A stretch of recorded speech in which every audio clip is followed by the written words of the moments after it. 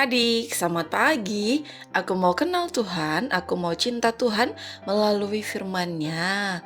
Wah, senang sekali di pagi hari ini, Lose Ika kembali lagi menemani adik-adik semuanya di dalam renungan harian Sekolah Minggu GKTB.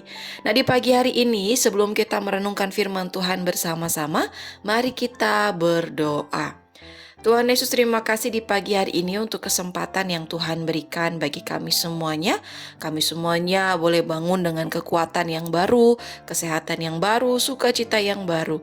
Dan terlebih lagi kami bersyukur karena Tuhan memberikan kami kesempatan lagi untuk merenungkan firman Tuhan di pagi hari ini. Kami berdoa kiranya Tuhan menolong setiap kami, memimpin setiap kami, supaya kami boleh mengerti, memahami, serta melakukannya di dalam kehidupan kami sepanjang hari ini. Dalam nama Tuhan Yesus Kristus kami sudah berdoa dan bersyukur. Haleluya. Amin. Nah, adik-adik, di pagi hari ini kita masih mau merenungkan kebenaran firman Tuhan di dalam kitab 2 Raja-Raja pasalnya yang ketiga.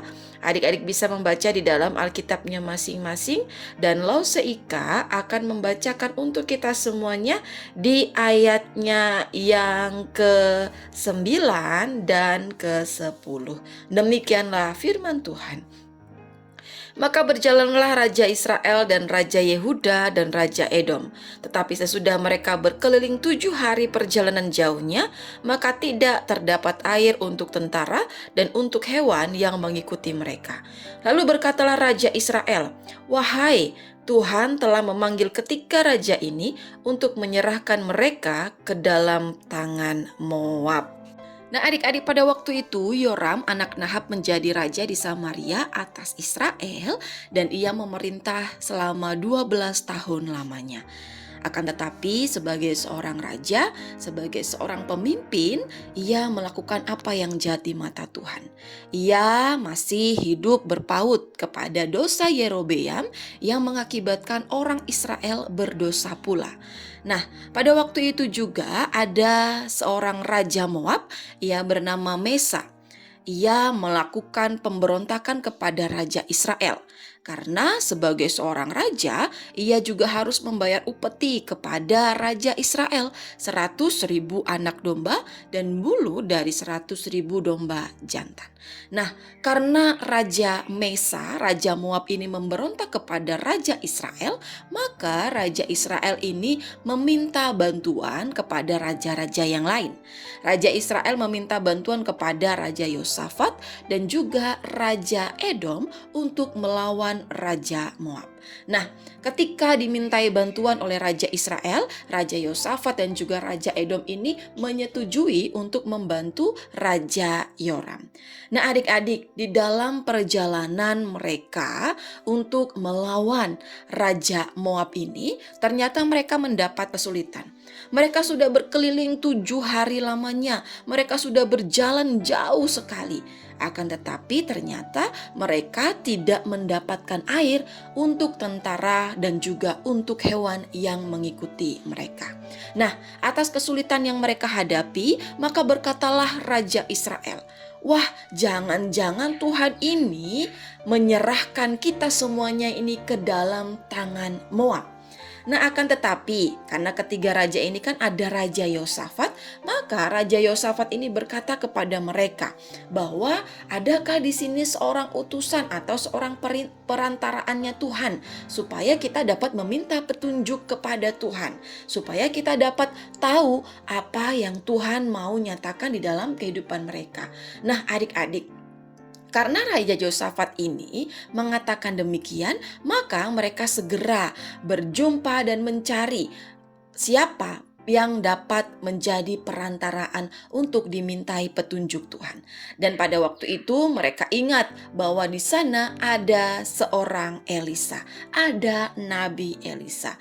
Oleh karena itu mereka segera menjumpai Nabi Elisa, mereka segera bertanya apa yang Tuhan mau nyatakan di dalam peperangan yang mereka hendak lakukan melawan Moab.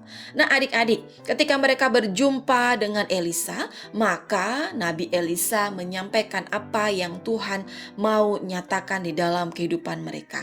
Apa yang Tuhan mau mereka lakukan di dalam peperangan melawan orang-orang Moab. Dan pada waktu itu juga mereka mendengarkan dan mereka melakukan apa yang menjadi petunjuk Tuhan. Dan ketika mereka melakukan apa yang menjadi petunjuk Tuhan, Tuhan menyerahkan orang Moab ke dalam tangan mereka. Tuhan membawa raja-raja ini dapat mengalahkan Raja Moab. Nah adik-adik, melalui kebenaran firman Tuhan pada pagi hari ini, kita dapat belajar bersama-sama ya. Ada dua hal yang dapat kita pelajari.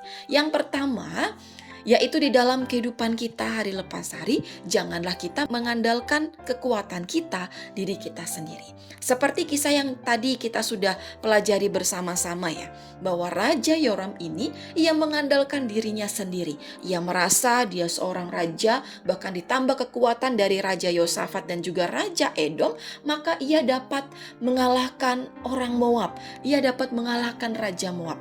Akan tetapi ketika ia menghadapi kesulitan, ia tidak dapat melakukan atau ia tidak dapat meneruskan perjalanan. Ia mulai meragukan kekuatannya sendiri. Nah adik-adik, penting sekali untuk kita semuanya tidak mengandalkan diri kita sendiri. Mentang-mentang kita ini pintar, mentang-mentang kita ini jago di dalam satu keterampilan tertentu, kita merasa diri kita mampu untuk mengerjakan segala sesuatu. Akan tetapi kita harus belajar untuk mengandalkan Tuhan seperti Raja Yosafat tadi. Ia mencari orang yang dapat dijadikan perantaraan Tuhan. Ia mencari petunjuk Tuhan untuk melakukan peperangan. Sebelum melakukan peperangan, dan Tuhan menyatakan kuasanya. Nah adik-adik, kita pun juga harus melakukan demikian. Kita harus mencari atau kita harus mengandalkan Tuhan di dalam kehidupan kita sejak kita masih kecil. Kalau kita sedang belajar, kita sedang ujian, atau mungkin kita sedang mengikuti lomba-lomba tertentu.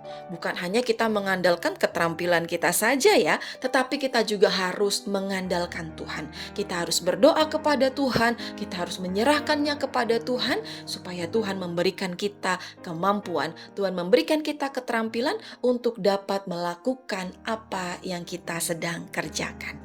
Nah, Losa harap adik-adik semuanya dapat melakukan kebenaran firman Tuhan pada pagi hari ini ya. Tetap andalkan Tuhan di dalam kehidupan kita sejak kita masih kecil. Amin. Mari kita berdoa. Tuhan Yesus, terima kasih untuk kebenaran firman-Mu pada pagi hari ini yang mengingatkan kami bahwa di dalam kehidupan kami harus belajar untuk mengandalkan Tuhan. Dan kami berdoa kiranya Tuhan menolong setiap kami supaya apapun yang kami lakukan, apapun yang kami kerjakan, baik dalam studi kami, dalam aktivitas kami sehari-hari, kami belajar untuk mengandalkan Tuhan di dalam kehidupan kami hari lepas hari. Kami juga berdoa menyerahkan untuk kegiatan kami di sepanjang hari ini. Kiranya Tuhan menolong kami, kiranya Tuhan memimpin kami, sehingga kehidupan kami kedapatan memuliakan nama Tuhan. Dalam nama Tuhan Yesus Kristus kami sudah berdoa. Amin. Nah adik-adik, sekian dulu renungan firman Tuhan pada pagi hari ini ya. Sampai ketemu di dalam renungan-renungan harian selanjutnya. Bye-bye adik-adik.